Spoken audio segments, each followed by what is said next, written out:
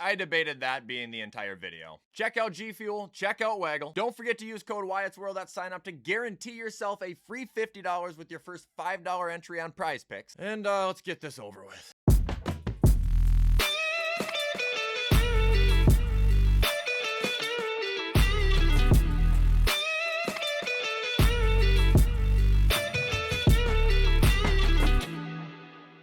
I'm still not ready to talk about this. Dude, there is a long list of things I would rather do than play the Houston Texans defense ever again. That was one of the most miserable games I have ever witnessed. I mean, for one, Buffalo's coaching, I mean, that lost us the game, I'm gonna be honest. We could have won the game, but that's not taking any credit away from the Houston Texans because they held the Buffalo Bills in a prison cell, Josh Allen in a prison cell, for 2.5 hours. I mean, Josh Allen took 8 sacks, and it looks like they're finally including that on here now. Funny how Josh is the first person they're gonna do this for. But they just suffocated him all night. Will Anderson, Danielle Hunter, the brothers of destruction, they just can't be stopped. There was a play where Will Anderson had missed Josh Allen and was staring up at the lights, and he was still able to get up and get at full speed and get Josh Allen down for the sack in the same play. And honestly, credit to Josh too. Wasn't his best game, but I thought he was out for the game after the first hit, dude. He got hit like a semi-truck. He was holding his arm. I was watching the season burn before my eyes more than it already is. And to think that I actually thought the game was gonna go good after James Cook's rushing touchdown too. Literally was all downhill from there. I was like watching the Vikings versus the Eagles in the NFC Championship. Credit to Shakir though, he was the guy for the night, obviously, with that huge trick play at the end too. That was super fun to listen to because I was driving home and me and my dad were like, what the hell? Only for Josh Allen to throw an interception like right after. There was just a moment in the fourth quarter that still bothers me where I think we should have kicked it. If I was listening to the game correctly, they were in range and they chose to go for it where James Cook got stuffed. And had they had gone for it and made the kick, that would have put them down by 1, and then at the end of the game, they could have just kicked it and walked off. And Bills defense, like, they did their job. Terrell Bernard got hurt. I saw him in a sling. That's great. But they only allowed 3 points in the second half. But when you're snapping a football and literally within, what, 2 seconds, you are having 3 grizzly bears running at you, you're fucked. In terms of the Texans, man, you just gotta give credit where it's due. I wouldn't say they had the most electric day on offense by any means, but that huge second quarter for him is what really got him through. Kalen Bullock having a huge game, 2 picks, 1 forced fumble. Danielle Hunter getting 2 sacks, Will getting 2.5. Like I said, 8 total on the defense. Fairbarn didn't miss a kick, and yeah, we just got pummeled. I am already getting fed up with the people that are on Josh Allen though. Holy shit, I don't ever want to hear him called the best quarterback again. He threw a game-ending pick. Acting like the motherfucker didn't just score 6 touchdowns last week. That was one of, if not the best defensive performances I can ever remember watching live, especially on Thursday Night Football. Pure dominance, hats off to the Texans. Buffalo, we got to scratch and claw for a wild card at this point, and honestly, we're not extremely careful, we're not even going to the playoffs. Good game, Houston.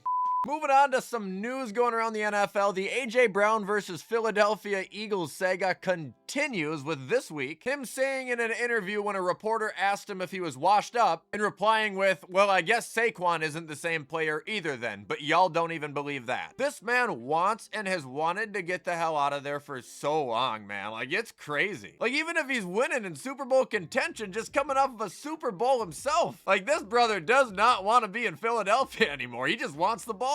Also, the fact that a reporter asked the question is just, what are we doing? Like, I really hope PR isn't on his case about this because it's kind of an example of ask stupid questions, you're gonna get a fucking stupid answer. And I don't mean stupid answer as if it was a bad answer. I mean stupid answer as you're gonna feel like an idiot. Is any Eagle on pace right now to have a career season? Like, honestly, offensively? Like, that question could probably be asked to about everyone in that locker room.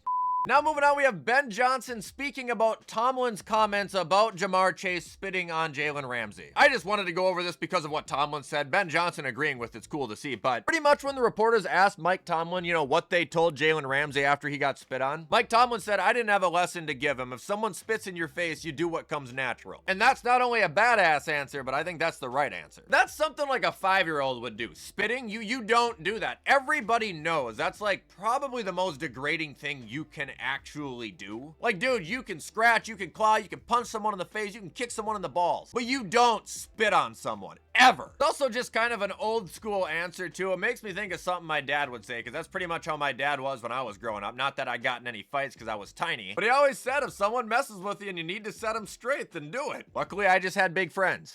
This is interesting. The Saints are going to release Brandon Cooks. It hasn't happened due to contractual difficulties, but the two sides are still working through per league sources. Well, that sounds like a Buffalo Bill if I've ever heard one, and I'm not excited about that either. He's like 50. Not too happy with Brandon Beane right now either, if I gotta be honest. This offseason looks really fucking worthless, just kind of like I thought it was going to be. With our biggest offensive signing being Josh Palmer, who in 8 games has 18 receptions for 270 yards and 0 touchdowns. $12 million a year. I knew I said I wouldn't talk shit about him after the first week when he made, you know, the one good catch he's made this year, but I couldn't give a shit about him being on this team. He doesn't make us a better team. Realistically, I think we could have used Keon Coleman last night. Shockingly, I can't believe I'm saying that, but his physicality was definitely missed.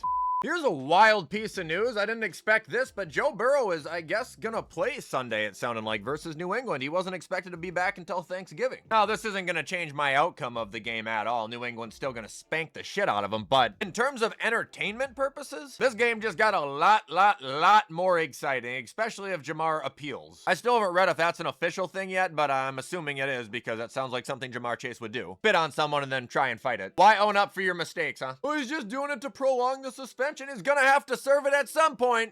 Bad news for Giant fans here. Jackson Dart is still not cleared concussion protocol and has been ruled out for Sunday's game. Man, him and CJ really must have gotten just mauled. CJ was out for what, like 3 weeks, 2.5 weeks? Same thing here for Jackson, assuming he comes back after this week. Jackson Dart's a baller, brother, but I do worry for him like I do with Cam Scatbo. Like, he does not give a fuck. He does not care if he's gonna get hit. I think the guy's a damn warrior, and he really doesn't look like he's one either.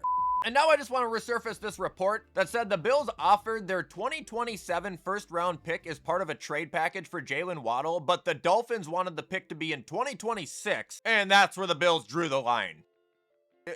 Is that true? You didn't take an elite receiver because you wanted to do something with this year's pick, which we don't even know the draft class as of this moment. Like, we know projections, but like you have a plan that's better than getting Jalen Waddle. Mr. Bean, because drafting receivers recently has worked out so well for us. Signing them in the offseason lately has worked out so well for us. We're gonna need a receiver going forward anyway. Why not just get fucking Jalen Waddle? Bean! And that is going to do it, ladies and gentlemen, for a short Friday reaction video after Buffalo got dismantled by the Houston Texans. Hope you guys enjoyed the video. If you swung by, you know I appreciate you for being here, and please feel free to show support because you know I appreciate any and all help. In the meantime, I'm going to get this whipped up so you guys can all watch it on time. I'm also going to try and get pre-records done for next week so you guys can have a full slate of videos with Thanksgiving. But regardless, as always, I hope you guys enjoy your Friday. Have a great weekend. Stay safe, and I will see you in the next video.